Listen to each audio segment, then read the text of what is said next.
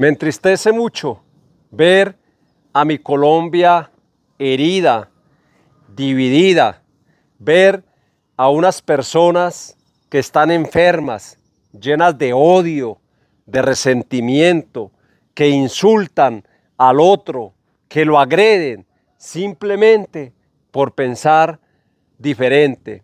Este es un país maravilloso, pero debemos de aportar nuestro granito de arena para cambiar un poco, bajarle el tono al discurso.